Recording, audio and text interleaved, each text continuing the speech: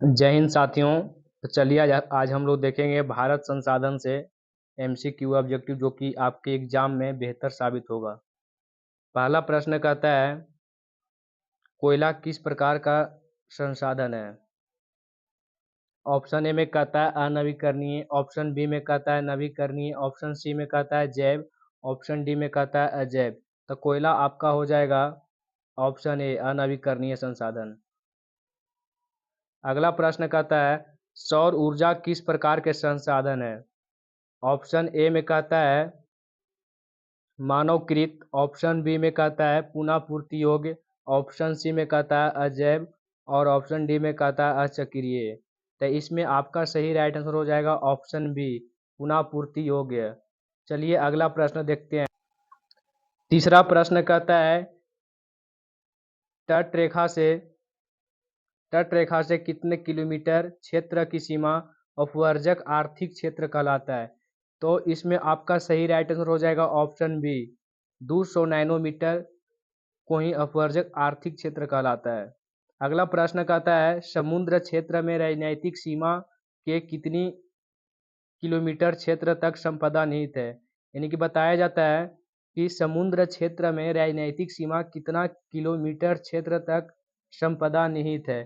तो इसमें आपका सही राइट आंसर हो जाएगा ऑप्शन डी 19.2 किलोमीटर समुद्र में निहित है।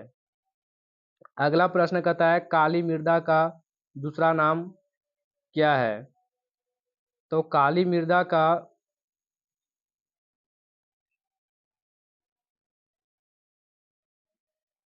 मृदा का दूसरा नाम क्या है।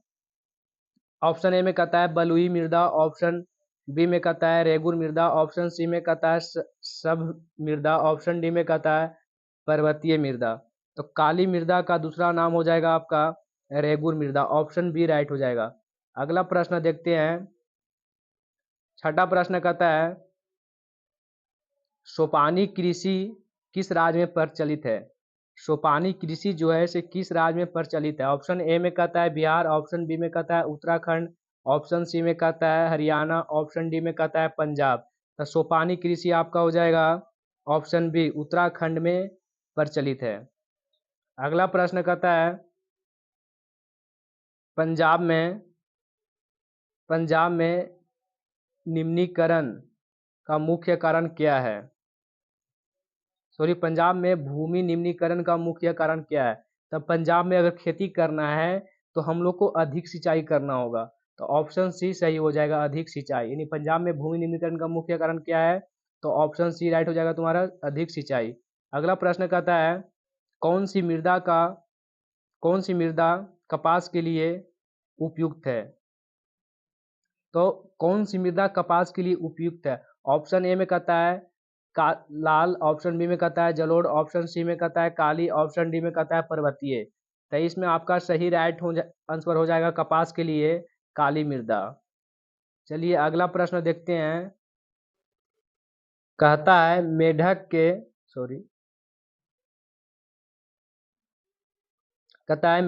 के प्रजनन को नष्ट करने वाला रसायन, यानी मेढक के प्रजनन को नष्ट करने वाला रसायन क्या है। ऑप्शन ए में कहता है बेंजीन, ऑप्शन सी बी में कहता है यूरिया, ऑप्शन सी में कहता है एंड्रीन, ऑप्शन डी में कहता है फास्फोरस। तब मेढक के प्रजनन को नष्ट करने वाला एंजाइम का नाम है एंड्रीन। तो ऑप्शन सी आपका राइट हो जाएगा। अगला प्रश्न कहता है देश के बांधों को भारत का मंदिर किसने कहा था। तो इसमें आपका ऑप्शन ए कहता है महात्मा गांधी, ऑप्शन बी कहता है स्वामी विवेकानंद, ऑप्शन सी कहता है नेहरू यानी पंडित जवाहरलाल नेहरू, ऑप्शन डी कहता है राजेंद्र प्रसाद। तो इसमें आपका सही राइट आंसर हो जाएगा ऑप्शन सी पंडित जवाहरलाल नेहरू। इस शॉर्ट में लिखा गया नाम नेहरू। अगला प्रश्न देखेंगे। अगला प्रश्न कहता है 11 नंबर में कहता है कि कुल जल कितना प्रतिशत महासागर में पाया जाता है। तो कुल जल कितना प्रतिशत महासागर में पाया जाता है। पहला ऑप्शन कहता है 96%, दूसरा ऑप्शन कहता है 95%, तीसरा ऑप्शन कहता है 96.6%, चौथा ऑप्शन कहता है 96.5%। तो इसमें आपका सही राइट आंसर हो जाएगा ऑप्शन सी 96.6%। अगला प्रश्न देखेंगे 12 नंबर में कहता है जल की बृहद क्षेत्र में जल की उपस्थिति के कारण पृथ्वी को कहते हैं। तो बृहद क्षेत्र में जल की कमी होगा, जल की उपस्थिति होगा तो उसे हम नीला ग्रह कहेंगे। ऑप्शन ए राइट हो जाएगा आपका। अगला प्रश्न देखेंगे।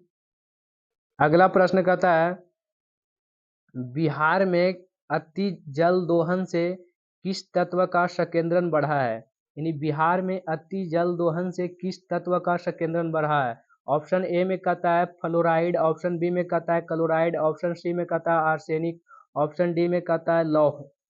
तो इसमें आपका सही राइट आंसर हो जाएगा 13 का सी आर्सेनिक। बिहार में अति जल दोहन से आर्सेनिक तत्व जो है उसका संकेंद्रण बढ़ चुका है। अगला प्रश्न कहता है प्राणी का शरीर में जल कितना प्रतिशत होता है। यानी कि मनुष्य का शरीर में जल कितना प्रतिशत होता है। तो इसमें सभी बच्चे को जानकारी होगा कि ऑप्शन सी सही हो जाएगा, यानी कि 65%। हर मनुष्य के शरीर में 65% जल की आवश्यकता होती है। अगला प्रश्न कहता है विश्व में कितनी प्रतिशत जनसंख्या भारत में निवास करती है। यानी कि विश्व में कितना प्रतिशत जनसंख्या भारत में निवास करती है। ऑप्शन ए में कहता है 16%, ऑप्शन बी में कहता है 18%, ऑप्शन सी में कहता है 20%, ऑप्शन डी में कहता है 22%। तो इसमें आपका सही राइट आंसर हो जाएगा ऑप्शन बी 18%। अगला प्रश्न देखेंगे।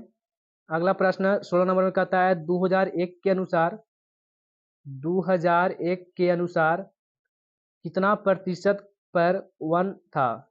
2001 के अनुसार कितना प्रतिशत वन था।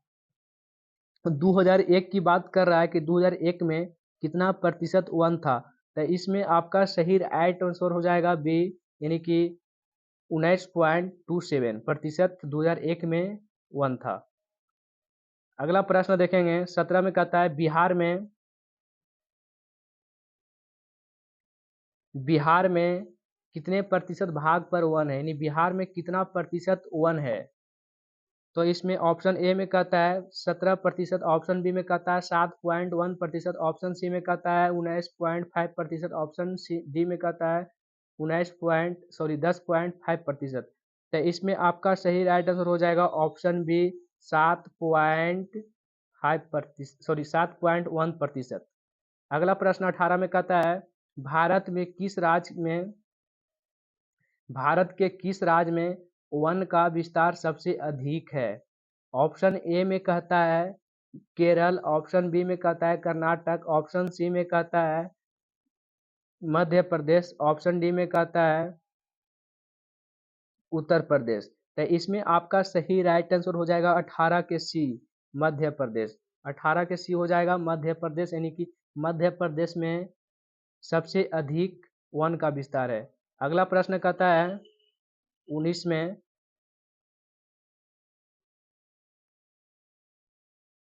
कहता है 19 नंबर क्वेश्चन कि वन के कितने वर्गों में बांटा गया है। वन जो है उसको कितने वर्गों में बांटा गया है। ऑप्शन ए में कहता है 4 वर्गों में, ऑप्शन बी में कहता है 3 वर्गों में, ऑप्शन सी में कहता है 5 वर्गों में, ऑप्शन डी में कहता है इनमें से कोई नहीं।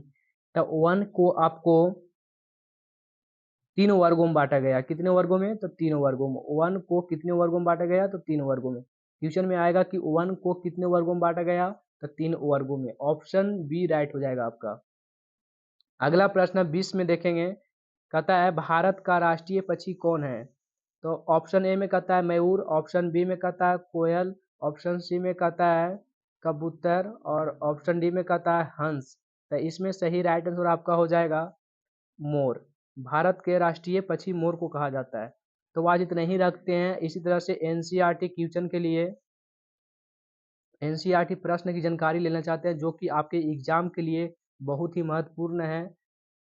और इसी तरह से और टोटल आपके लिए 200 कुछ प्रश्न बना के रखें जो कि आपके एसएसटी का वीवीआई है, जो कि आपके एग्जाम के लिए बहुत ही बेहद साबित होगा।